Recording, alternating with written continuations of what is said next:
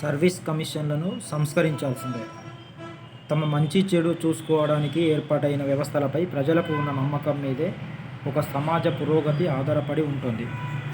సామాన్య జనంలో ఆ విశ్వాసాన్ని కల్పించడంలో ప్రభుత్వాధికారులదే కీలక భూమిక. పాలకులు పౌరుల మధ్య వారధులుగా నిలుస్తూ సంక్షేమ, అభివృద్ధి ఫలాలను అర్హులకు చేర్చడానికి కృషి చేయాలి. ముఖ్యంగా అసహాయులు, అణగారిన వర్గాల అభ్యున్నతికి పెద్దపీట వేయాలి.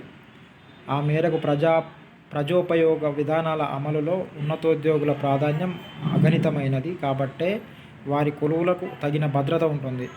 దాన్ని సద్వినియోగం చేసుకుంటూ నీతి నిజాయితీలతో ప్రజానీకానికి సేవలందించే సమర్థులను ఆయా ఉద్యోగాలకు ఎంపిక చేయడం రాష్ట్రాల పబ్లిక్ సర్వీస్ కమిషన్ల బాధ్యత. ఆ కర్తవ్యాన్ని నిష్ఠగా నిర్వర్తించడంలో అవి పూర్తిగా సఫలం కాలేకపోతున్నాయన్నది వాస్తవం. ప్రజా ప్రయోజనాలకు చెరుపు చేసే ఈ దుస్థితి చెదిరిపోవాలంటే తాజాగా ఎస్పీఎస్సీ చైర్పర్సన్ల జాతీయ సదస్సులో రాష్ట్రపతి ద్రౌపది ముర్ము ఉద్ఘాటించినట్లుగా సర్వీస్ కమిషన్ల పనితీరు పారదర్శకం కావాలి.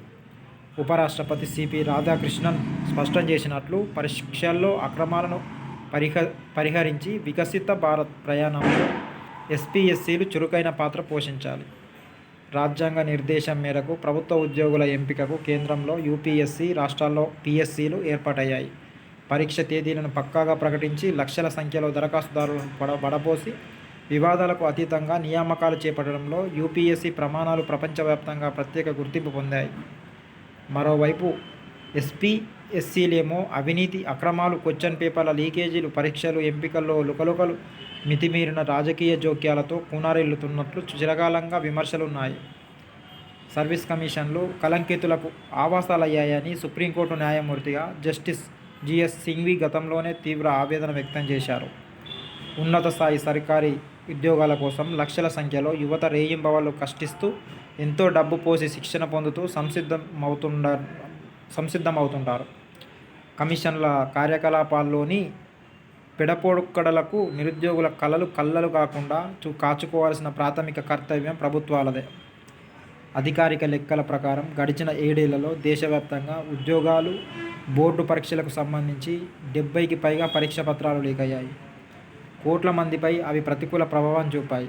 పరీక్షల నిర్వహణలో విపరీత జాప్యాలు, అవకతవకలు, ఫలితాల వెల్లడిలో అస్తవ్యస్త ధోరణుల వల్ల తప్పని కోర్టు కేసులు ఎస్పీఎస్సీలపై ప్రజల్లో నమ్మకాన్ని దెబ్బతీస్తున్నాయి. విత్తనంలోని సారాన్ని బట్టే పంట దిగుబడి వస్తుంది. అలాగే సరైన సేవా స్ఫూర్తి, దీక్షా దక్షతలు కలిగిన వారిని కార్యనిర్వాహక వ్యవస్థలోకి తీసుకొస్తూనే సమ్మిళిత ప్రగతి సాధన సాకారం అవుతుంది. రాజ్యాంగ ప్రమాణాలు, చట్టాలకు కట్టుబడి జనజీవన ప్రమాణాల పెంపునకు అంకితమై పనిచేయగలిగిన వారు సర్వీస్లోకి వస్తే ఆపై 30-40 ఏళ్ల పాటు స్థానిక ప్రజానీకానికి మేలు జరుగుతుంది. అలాంటి వారికి నారుమళ్లు కావాల్సిన ఎస్పీఎస్సీలు దారి తప్పకుండా చూసుకోవడం అత్యావశ్యకం. రాజకీయాలతో సంబంధం లేని నిష్పాక్షిక మేధావులు, వృత్తి నిపుణులను పీఎస్సీ పదవుల్లో నియమించాలి. ఆధునిక సాంకేతికత సాయంతో పరీక్ష పేపర్ల లీకేజీని అడ్డుకోవాలి. అలాంటి పాతకాలకు